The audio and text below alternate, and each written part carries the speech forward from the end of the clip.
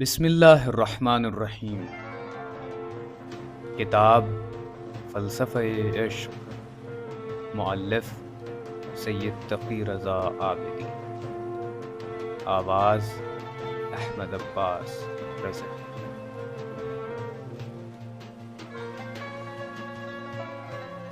عشق کس ماحول میں پروان چڑھتا ہے؟ اب جب کہ یہ ثابت ہو چکا ہے اور عشق کی حقیقت و ماہیت کو علماء قدیم و جدید نے تسلیم کر لیا ہے اور اسے شہوت سے ہٹ کر بھی ایک قابل ستائش امر مان لیا گیا ہے اور تقدس کی نظروں سے دیکھا جانے لگا ہے، تو اب یہ سوال بھی ابھرتا ہے کہ عشق کس جگہ اور کس ماحول و فضا میں صحیح پرورش پا سکتا ہے، کن شرائط میں وہ اپنے چہرے کو مسخ ہونے سے بچا سکتا ہے اور اپنے صحیح رنگ و روپ کو برقرار رکھ سکتا ہے۔ اس فطری جذبے کے پروان چڑھنے اور اس کے ڈیل ڈول کو باقی رکھنے کے لیے کیا وہ ماحول سازگار ہوگا جہاں عفت و تقوی کے قوانین مرد و عورت پر حاکم ہوں، روحی اور اخلاقی نظام رائج ہو، جہاں عورت کو ایک گراں بہا شے کی طرح مرد کی دسترس سے دور رکھا جائے اور اسے عزت و احترام کی نظر سے دیکھا جائے، یا وہ ماحول میں جہاں عفت و تقوی کا نام و نشان مٹا دیا گیا ہو اور تہذیب و شائستگی کی بیچ کنی کر دی گئی، اخلاق اور پاکیزگی کو گری ہوئی نظروں سے دیکھا جانے لگا ہو، اور جہاں عورت کے سر سے چادر چھین کر یا جسم سے کپڑا اتار کر برہنہ کر دیا گیا ہو، جہاں عورت کھلونوں کی طرح بازاروں میں بکا کرتی ہو۔ اس ماحول اور ایسی فضا میں عیاشی تو بڑھ سکتی ہے لیکن عشق پروان نہیں چڑھ سکتا۔ اس بات کا کوئی انکار نہیں کر سکتا کہ آزاد معاشرے میں عمیق اور گہرے عشق کا فقدان پایا جاتا ہے۔ ہوس کے بجھنے سے وقتی اور آنی چین تو مل سکتا ہے لیکن وہ اطمینان و سکون میسر نہیں آ سکتا جس کا انسان متلاشی ہے۔ عشق کے مختلف مراحل۔ محمود شہابی کہتا ہے، انسان میں عمر کے گزرنے کے ساتھ ساتھ جس طرح اور تبدیلیاں واقع ہوتی ہیں اس طرح اس کی چاہت اور محبت میں بھی فرق آنے لگتا ہے۔ جب تک انسان نطفے کی منزل سے آگے نہیں بڑھتا اور قوی فعلیت میں نہیں بدل جاتا، اور جب تک انسانی آثار اچھی طرح نمایاں نہیں ہو جاتے، عشق کا جذبہ بھی نمایاں دکھائی نہیں دیتا۔ حقیقت یہ ہے کہ انسان کے دیگر تمام خصوصیات اور کمالات کی طرح عشق بھی قوی سے فعلیت میں بدلتا رہتا ہے۔ نوزاد جس کے احساسات اور ادراکات پختہ نہیں ہوتے، ان میں کچھ خاص حرکات نظر آتی ہیں جو اس سن کا تقاضا ہوتا ہے۔ اس کا پہلا طبیعی محبوب وہی غذا ہوتی ہے جو اس کے نباتی مرحلے کی خصوصیت میں ہے، جو حس و حرکت کی بنا پر جو حیوانی مرحلے کی خصوصیت ہے سے پیدا ہوتی ہے اور آثار حیات نمایاں ہونے لگتے ہیں۔ لہٰذا اپنے اولین محبوب کی جانب جو طبعی غذا ہے کی طرف بڑھنے لگتا ہے اور اس تک پہنچنے کے لیے بے قراری کا اظہار کرتا ہے، رونے اور چیخنے چلانے لگتا ہے، بے چینی کے عالم میں اپنے آپ کو ماں کی گرم آغوش کے حوالے کر دیتا ہے اور ماں کا دودھ بڑے چاو سے پینے لگتا ہے۔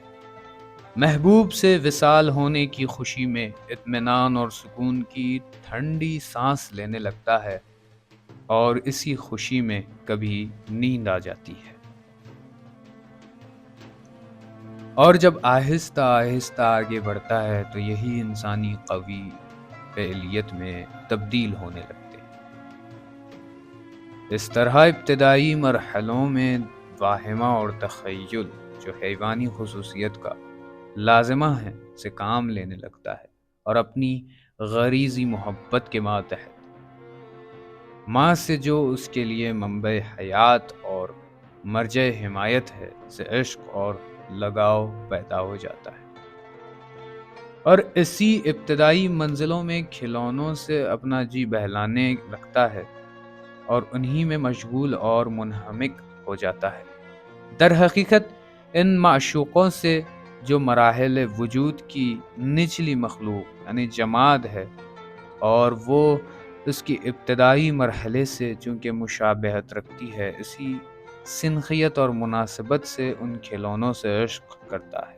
اس طرح اگر اس سے وہ چھین لیا جائے تو رونے چلانے لگتا ہے۔ جب کچھ اور آگے بڑھتا ہے تو جانوروں سے محبت کرنے لگتا ہے جو حیات اور ادراک میں اس سے مشابہت رکھتے ہیں، اور جب جمادی، نباتی اور حیوانی منزلوں سے گزر جاتا ہے تو اپنے جیسے ہم شکل لڑکوں کی طرف متوجہ ہوتا ہے۔ دن رات انہی کے ساتھ اٹھنا بیٹھنا کھیلنا کودنا چاہتا ہے، ان کی محبت اور ہمنشینی سے لطف اندوز ہوتا ہے، کیونکہ ابھی قوی متخیلہ اور واہمہ پختہ نہیں ہوا ہے۔ لہٰذا دوست و احباب کے انتخاب میں تیزی سے تبدیلیاں واقع ہوتی ہیں۔ ان تمام مراحل میں آدمی حیوانی خصوصیات یا انسان و حیوان کے مشترکہ خصوصیات کے درمیان پیچ و تاب کھاتا رہتا ہے، پریشان اور سرگردان رہتا ہے، اور چونکہ دقیق نظریے کے مطابق روح انسانی جسمانیت الحدوث ہے، جس سے ربط پوری طرح وابستہ ہونے کی صورت میں افق تعقل تک رسائی حاصل نہیں کر پاتا، اور جب تک جسم سے رابطہ کم نہیں ہوگا عقل و تفکر کی بزم سے دور ہی رہے گا۔ جب تک وہ جزیات میں گھرا رہے گا، مادے اور جسم سے رابطہ ہوگا، جس کے نتیجے میں کلیات، مجردات اور معقولات کو درک نہیں کر پائے گا۔ اس طرح کمال خیر اور زیبائی کا کما حقہ ادراک نہیں کر سکے گا۔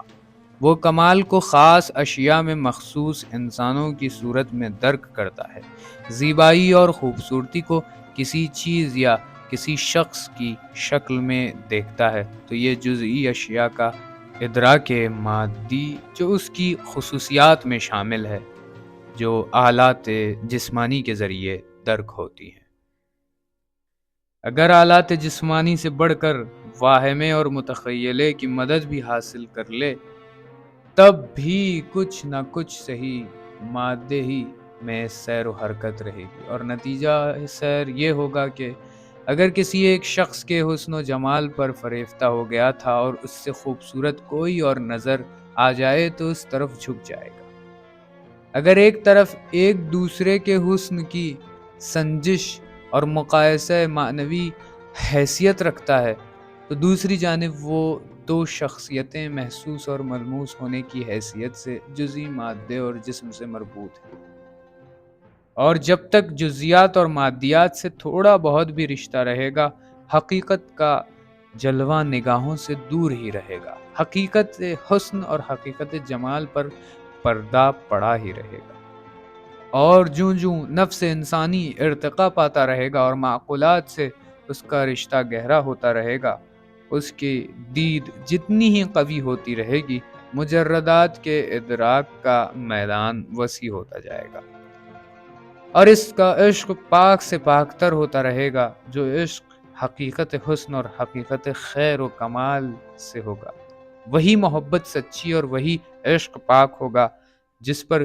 زوال کا امکان بھی نہیں، جس میں تغیر اور تبدل نہیں، ہیرا پھیری نہیں، ثابت اور دائم، انتہائی مستحکم اور مضبوط، نہ طوفان و حوادث اسے برباد کر سکتے ہیں اور نہ زمانے کی رفتار اسے فرسودہ کر سکتی ہے۔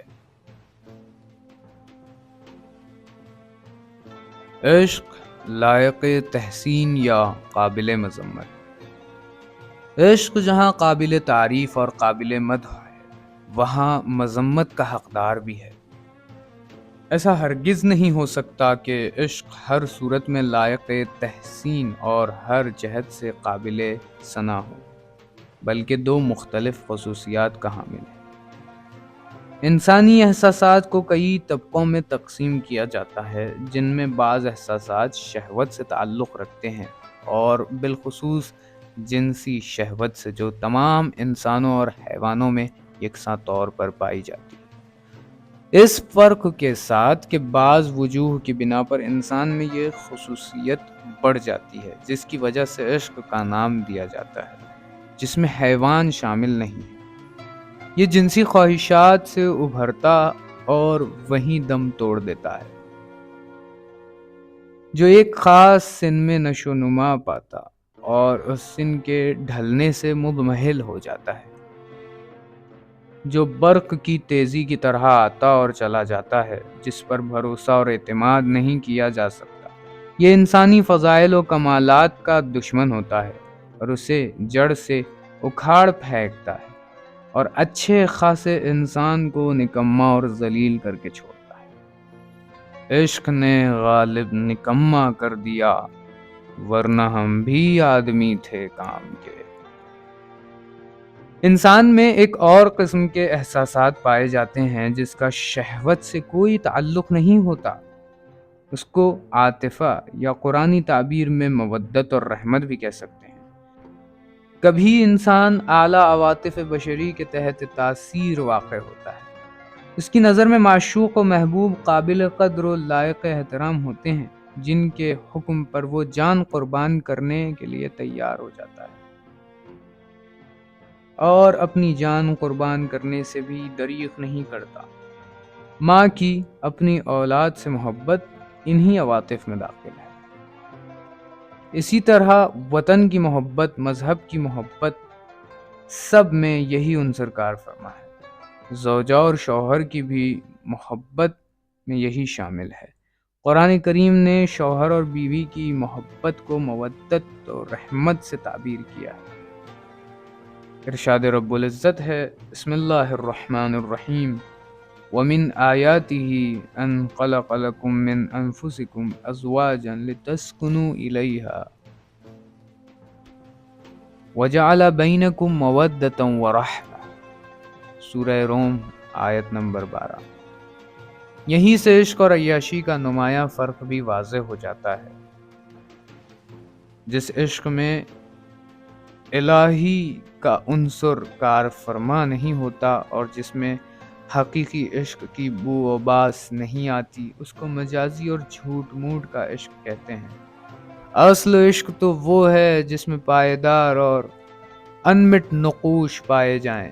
وہ مادی فلاسفہ جو انسان کو موجود مادی سمجھتے ہیں، وہ بھی اس کے معنوی جنبے سے انکار نہیں کر سکتے۔ اب اسے کیا کیا جائے کہ لوگ عیاشی کو عشق سمجھ بیٹھتے ہیں، جبکہ عشق اور عیاشی ایک بہت بڑے احترام آمیز فاصلے پر ہے۔ یہ ایک دوسرے سے جدا دو الگ الگ دھارے ہیں جو کبھی آپس میں ہم آغوش نہیں ہو سکتے۔ عیاشی تو وہ شمع ہے جو رات میں جلائی اور صبح ہوتے ہی بجھا دی جاتی ہے۔ عیاشی کو کبھی دل کا وطن نہیں بنایا جا سکتا، بلکہ وہ ایک ایسا مسافر خانہ ہے جس پر صبح کی پہلی کرن کبھی نہیں پھوٹتی۔ عیاشی جسم کی کھیتیاں لہلہاتی ہیں اور عاشقی ذہن انسانی کی کلیاں چٹکاتی ہیں۔ عیاشی لذات ہوس سے دوچار کرتی ہے اور عاشقی نشاط شعور سے سرشار کرتی ہے۔ عیاشی گردن کو نقرئی باہوں سے اجالا کرتی ہے، عاشقی گردن میں قوس قزح کا زری ہار ڈالتی ہے۔ عیاشی موجھائے رنگا رنگ میں تیراتی، عاشقی گرداب خون جگر میں گھماتی ہے۔ عیاشی فقط مکھڑوں کی چاندنی دکھاتی ہے اور عاشقی انفس و آفاق سے نقاب اٹھاتی ہے۔ عیاشی انسان کے حیوان کو تھپ تھپاتی ہے اور عاشقی انسان کو جگاتی اور قلب گداختہ کو دولت بیدار مرحمت فرما کر حب نوع انسانی کا راستہ دکھاتی ہے۔ ایک مفکر کا تو یہ بھی کہنا ہے کہ عشق کرنا بہت بڑا کام ہے۔ جو لوگ اس کام کو بخوبی انجام دینا چاہتے ہیں، انہیں چاہیے کہ اس کے علاوہ کوئی اور کام نہ کریں۔ دوسرے مفکر کا کہنا ہے، اگر عشق بوڑھوں میں پیدا ہو جاتا تو انہیں جوان کر دیتا ہے۔